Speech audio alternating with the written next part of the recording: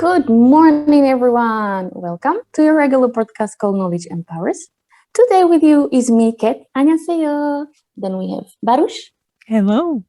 And we have Kolaj. Good morning. Dobré ráno všetci. Well, Katka, last time we talked about diversity for disabled people. But you mentioned also you were involved as a member in LGBT plus groups. So I wonder, you as a straight person, why does it even concern you, or why would you want to be involved? What makes you to be involved? Oh, that's a good question. Well, first of all, I've learned that I have a name or a name tag along with that, which is called ally. And in every minority group, you need an ally to make things happen, make equality. Let's go back 100 years ago when women were fighting for their rights. If the men wouldn't be their allies, then they would never never win the women's rights, because they needed the men to make that happen.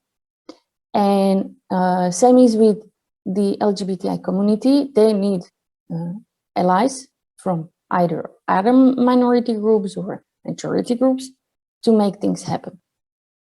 And what are the things? Many people will say, well,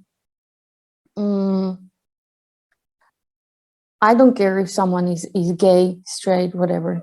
I just don't want to be bothered.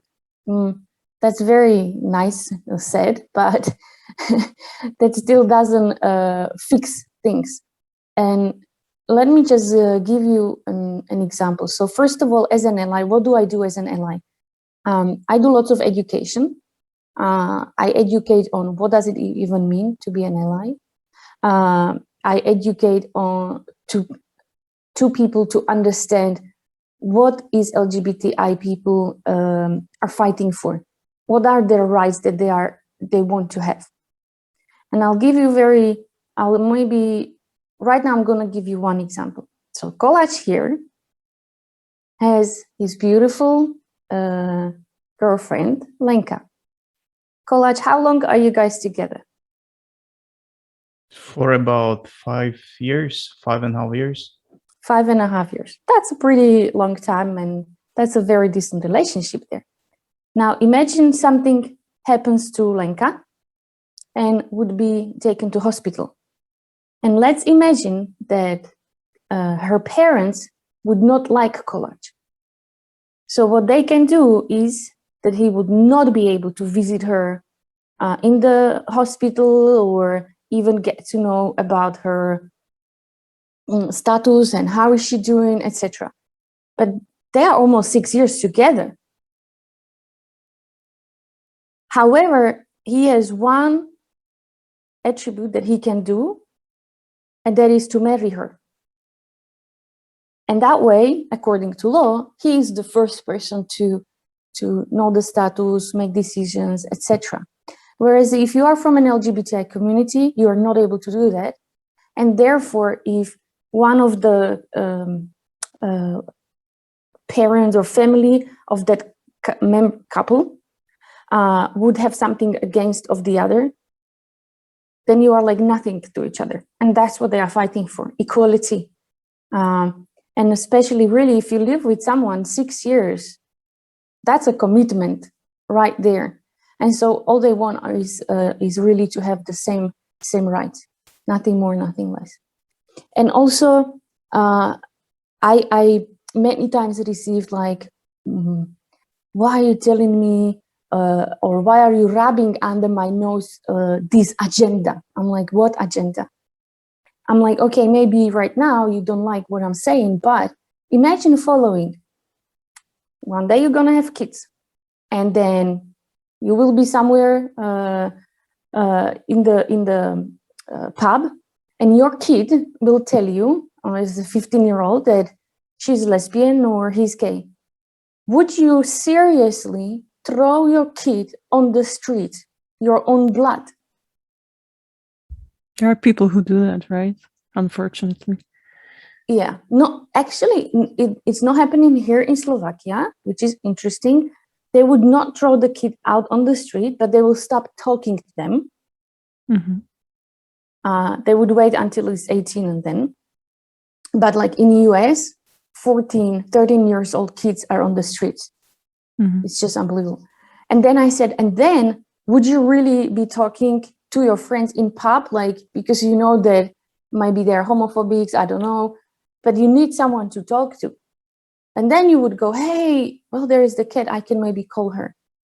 Because I can't believe that you would literally throw away on the street your own blood. And that doesn't mean that the person changed. They're still the same. Mm-hmm. And isn't the ultimate goal of every parent that their child is happy, is a decent human being, helping society, and is healthy and able to build their life by themselves? Isn't this the ultimate goal of every parent? It doesn't matter whom you love, right? So, and then it would be pity if you, forbid your son, daughter, etc., just because they are gay, and then you don't live their lives with them. You don't see them shine. You don't see them being happy. And it's same in a straight couple. So Kolaj is not married to Lenka, and imagine that Lenka's parents would not like Kolaj, and so they would stop talking to her. But then they would not see that they just went to Italy and they saw beautiful places that she could share with them what they saw there, that she would recommend them to go there, etc. And that's kind of sad for me. So, Kat, if you grow up like this, having to struggle with your identity and hiding yourself in front of others, like what impact does it have on the people? Or if they come to work, what's their attitude? Or how can I imagine their life? Can you describe it? You spending time with within these groups, probably you have some idea. I can only talk what I've heard, but it also really depends on your own personality. It doesn't matter whether you're gay, straight, whatever. Because it's same for me being disabled, and I had girls that bullied me because I was wearing funny shoes, etc. But I had lots of protectors around me that they never allowed anyone to bully me. So I lived pretty happy child life, and I was strong mentally. But what happens is if you are struggling with your own self or trying to find yourself, who you are, what are your preferences, etc., you start to have mental diseases. You are under huge stress. You can have burnout. You can have phobias, etc. Like it's really,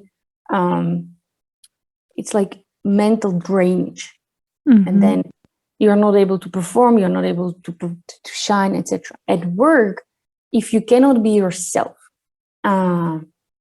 just like simple question of how was your weekend, and before you answer, it's like, am I out to this person? Can I say I was with my partner, with my lover, with my girlfriend or my boyfriend?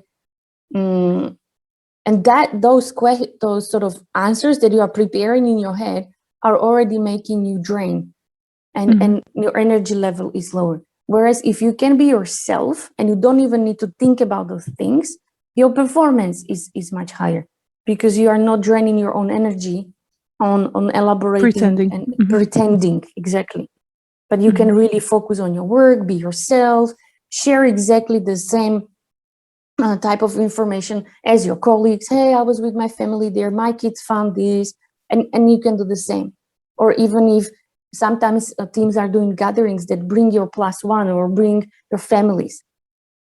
And if you're able to bring your boyfriend, girlfriend with you, and you are part of the society, and people would be welcoming you, you just feel being you. And that's very liberating. Mhm. So what could I do as an employee in such company where that is open to LGBT community? What could I do? How should I behave? What's the things I can do as a straight ally? Now, I don't want to give you straight answers. Okay. Let me ask you, what should you do? What do you think you should do? Well, that's a very collage thing like to do of you, Kat. I'm learning from the best. All right. So I think one thing is to make it clear that I actually support LGBT plus How do you do that? diversity. Well, in companies, in corporations that we have experience in, they usually have some kind of initiatives, right, regarding LGBT plus. So like you can declare yourself an ally on the communication channels, I think, and even like pin some, I don't know, rainbow flag on your like table or something. I remember we had some like actual rainbow flags, like paper ones, and some people put it on their table, like in their pen holders. So I think it's first step would yes, something like that. Exactly. For those who are listening to us, I'm just waving a pride flag. Yeah, that's it. So I think that would be the first thing, to declare your allegiance. So a second thing would be, I'll just stop you for a second. Okay. I'm gonna add to it. Uh-huh. As we are right now living sort of in this virtual world, there is another part how you can declare you are an ally. And you can see it right now, those of us who are watching us on YouTube, in my name is like Katarina Zerzan, and then our brackets, and I have like she, her, these are my pronouns. And I have it in my company signature, but I even have it included on my LinkedIn, and I even have it on my signature in my Gmail accounts. So everywhere I can, I just put it. So right away, anyone from LGBTI community knows I'm part of the community. That's one answer to you. That's nice. I didn't think of that. And it's practical. I like it. Okay, and second thing I would do is basically being open to anyone coming to you and sharing details of their life with you and not judging them and just listening. I think that would be the next step. One of the things I would do. So, but if you don't declare it somehow, a person and that person doesn't know you, they don't know that you are an ally. So unless you really make it visible, so again, I'm just showing the pride flag, that you are part of the community. If there is someone from LGBTI and they would just approach you, they don't know, they can be honest with you. This is actually sad. Yeah, it is. Because it should be vice versa. Yep. Because this connotation makes you feel that when I'm approaching a person, I need to distrust them first, because I don't know what to say. At first, I need to hide myself, and only if the other person says like it's okay, then I can tell about it. Which is, I hope that this world is going to change, sort of, because you should have the trust in the beginning, But I think that we are not raised for that at this moment. Exactly, that's the problem, that that's not people from LGBTI community. Their whole life experience is the bad one. So from their childhood, they couldn't be themselves because they had negative experience, and so they learned that you need to hide it, not to be bullied, not to have negative approaches towards you. You just want to be, and I'm putting in a quote, normal, taking normal, but it just makes you unbelievably tired. I was once on one, let's call it a talk, And there was one lady from New York NGO, and she has shared with us some statistics from New York, and they had that there was about 80% of all homeless people in New York are from LGBTI community between the age of 14 to 24. Wow. But I'm gonna highlight one more thing. In New York, they also put in the statistics of homeless every person who doesn't have their permanent address. So if you live as a couple or you live together, usually the house is only written on one person. So they would take the others as homeless as well. So the statistics are not really perfect. And also they have pretty high suicidal note Suicide of rate. the rate of LGBTI community between the age of 14 to 18. Oh, that's terrible. 14 to 18. Go back when you had 14. All I was thinking was, I cannot wait till I'll be 15 so I can sit in the car in front. You know, that always, I will have my ID. And I was, imagine that in the age of 14, you already know who you are. You already are thinking, I don't belong to this society because I am different, and you have no one to talk to. Your parents maybe throws you out of the street at 14. I can't even imagine what that person literally goes to.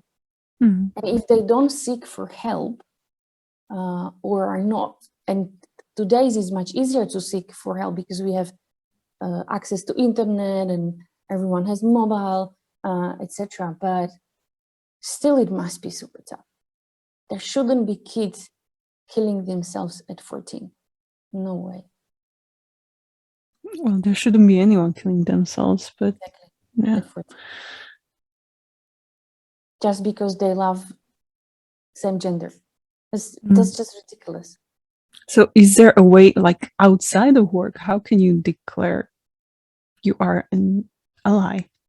I mean, besides wearing a big rainbow t-shirt or... You can have a pin, you can have a bracelet, a rainbow bracelet, you can buy them all over the place. Every time you are around your friends, the way you talk, that you are open-minded person, and eventually it will attract people as well. And slowly community will know you, and the word is pretty much spread pretty fast. But even if you would go on my LinkedIn profile or you would go on my Facebook, you know straight away that I am an ally, because I post lots of articles of what we did. I am in all those groups to support the LGBTI community. So you would really immediately know, even from all of my social medias, that I'm there fighting. Katie, you've been to some talks and conferences outside of Slovakia for LGBT plus. So I wonder, how Slovakia different from other countries, or what are other countries going through regarding the LGBT plus? Is there any difference, or are there any good or very bad examples of? So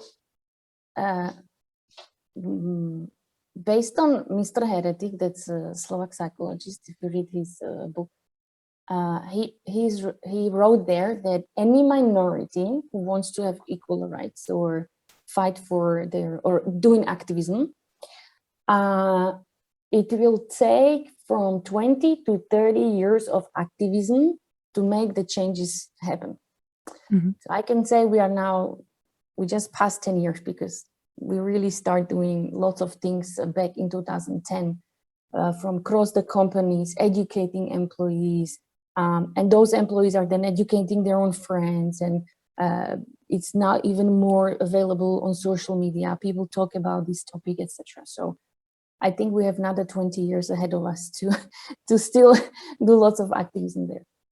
However, at least in Bratislava, the situation is much, much better compared to the rest of the Slovakia. But also if I go 10 years backwards, we really moved forward. If we compare with countries such as Belgium or Poland, we are far beyond, because they already have marriage equality, you can adopt kids and everything. So we still have lots of step in front of us. But if we compare with Poland, then we are way up front. So what's happening currently in Poland, there are villages or towns declaring they are LGBTI free zones, meaning they have no LGBTI person in their village or town, which is ridiculous and not true as well. But the hatred that it grows among of the people, we need to hate someone, is so strong. And you feel sad that we are part of European Union. We should be modern. We should be moving forward. But instead we're going backwards. Like, I don't know, in 16th century, or I don't know, even know. It's just unbelievable. Let's burn them all. Exactly. And then in Hungary, they just declared that you cannot talk about, actually they put it even extreme, so because they wanted to forbid people to talk about the LGBTI topics at school or anyone or anywhere until you're 18. So what they actually did, there will be no sexual education at schools at all, not allowed to talk about it, etc., until the kids are 18. Again, let's go back to the 90s. I remember there was this magazine called Bravo, and you had very silly questions there, but there was like, can I get pregnant if I kiss a boy? And you laughed, but at that time we also didn't have education on sexuality, and you had to sort of find yourself by yourself, trying to go to libraries. There was no internet back then, so you had no access to information. What is wrong with this society that you are not going to educate the people? Do you want another HIV waves like back in the 70s, because people were having sex with everyone and everything? About the impact. Yeah. Do you want to have lots of 16 years old girls pregnant because they will not use condoms or hormonal tablets or whatever? There will be lots of other infection or STDs. They are called STDs spread around. Is this what you want? Because I don't. Just because you will not educate about it, that doesn't mean it will stop teenagers from doing their thing. Exactly. It's like, that's what all the hormones are doing in you. It's crazy. And but there is one thing. So let me, what the European Union now happened, I need to still check, because they did something against the Hungary as well. But what happened in Poland is they stopped giving the European Union funds to those towns and villages that they are declaring the LGBTI free zones. So at least something. And we know that lots of villages and towns are pretty much dependent on the funds, let's say. But the worst part is it's only missing education. And it's the similar about the racism. If you have Black, Asian people, etc. Why are you having issue if someone is Black? Why are you having issues if someone is Asian? Vice versa. Why are you having issue if someone is white, Caucasian? And it's just lack of education. We always come back to the same point, lack of education. Let others live their lives. I agree. If they are not hurting you, it's exactly. You have no.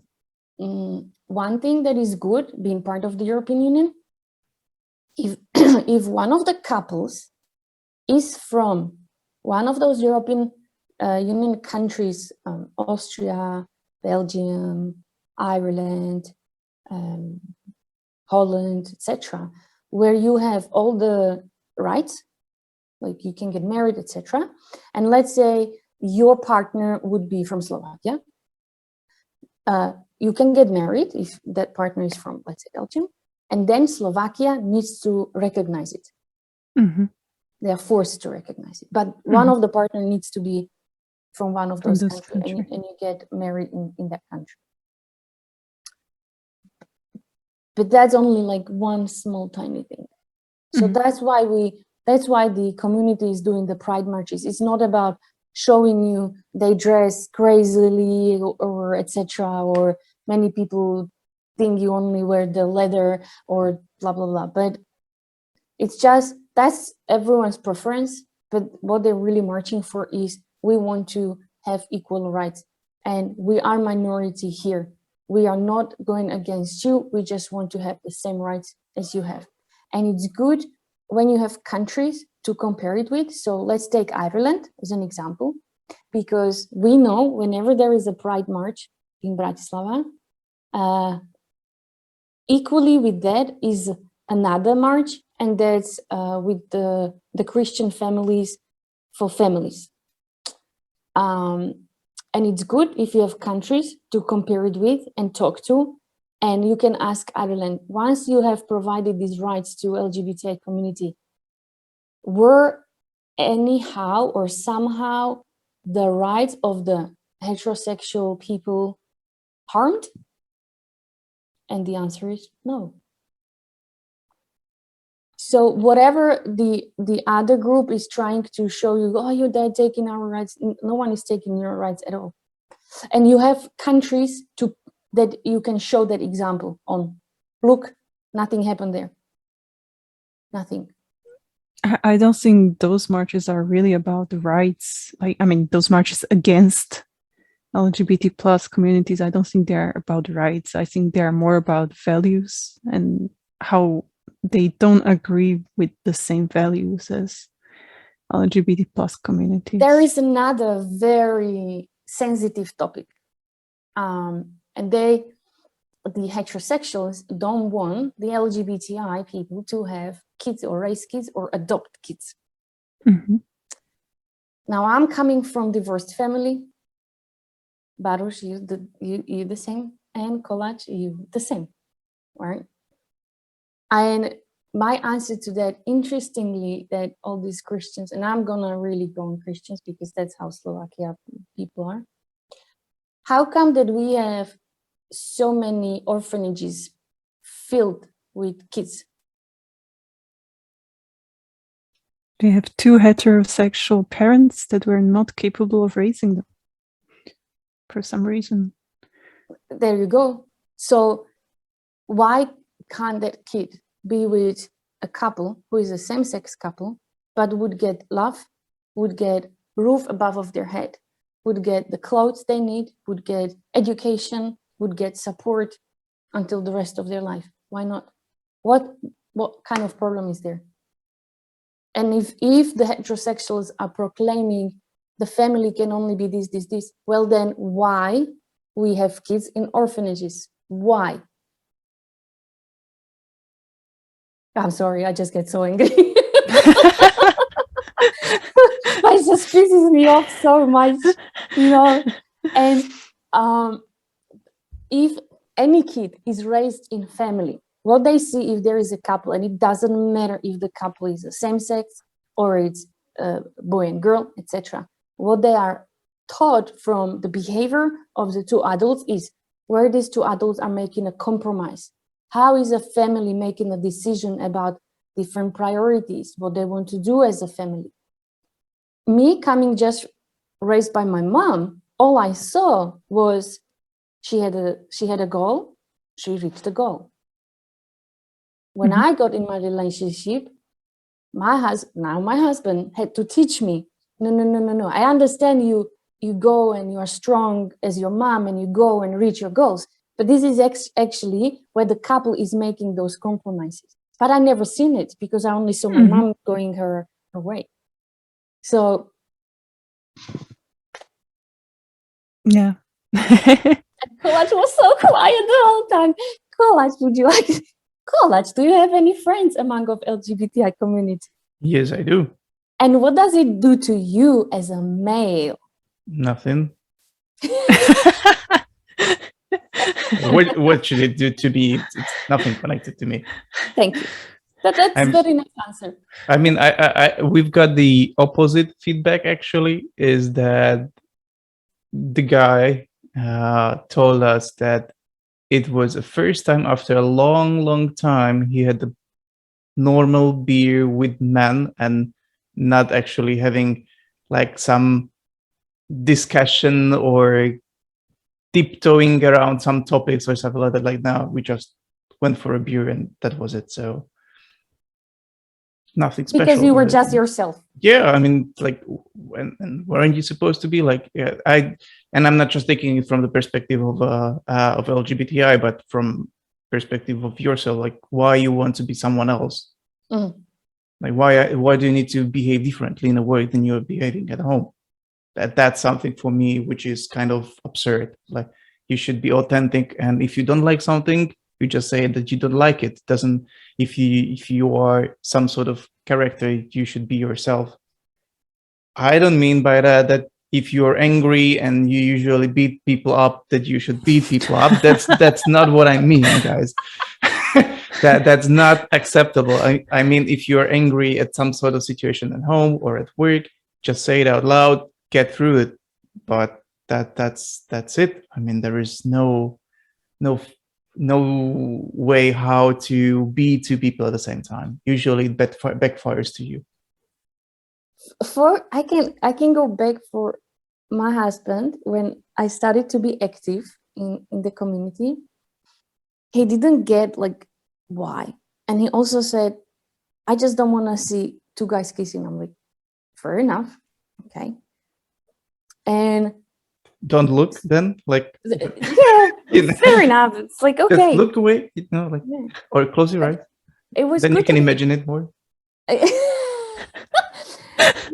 was good. He was honest to me. He could be honest with me, and slowly and wisely, I always forced him to meet my friends. And then, because he never saw a gay couple the way they behave, he never had that experience. And when he met my friends and he saw, oh my God, they are like us, and he's doing this to him, like you are doing this to me, or me doing this to you, and he was then laughing. And then eventually, the more he was exposed, whenever the two girls kissed or the two guys kissed, it didn't even bother him by the time, because he just experienced like they are same couple like us, going through the same shit as we going. Do we have money for the mortgage? Do we need to have? Did you buy the grocery? No, yes. And when he saw that, and two guys doing this type of conversation, he just started laughing, and he was like, "That's just so funny." But it's really that we are afraid of things we don't have experience with, or we don't know, etc. That's why I keep saying, educate yourself. Educate Indeed. yourself. Yes. Amen, Kat. Amen.